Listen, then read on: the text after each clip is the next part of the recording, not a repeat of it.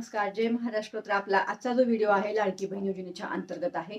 बरीच जी माहिती आहे ती सध्या आलेली आहे. आपल्या लाडकी बहीण योजनेच्या अंतर्गत तुमच्या बऱ्याच कमेंट आलेल्या आहेत. मला व्हॉट्सअपलाही मला मेसेज बरेच आले की ताई लाडकी बहीण योजना बंद होणार आहे, न्यायालयाने आदेश दिलेले आहेत, आजच तो आदेश आलेला आहे, आम्हाला हे 1500 रुपयाची खूप गरज आहे, आता ही योजना बंद होणार का, लवकर माहिती द्या, लवकर माहिती द्या. म्हणून आज हा व्हिडिओ मी तुमच्यासाठी घेऊन आलेली आहे.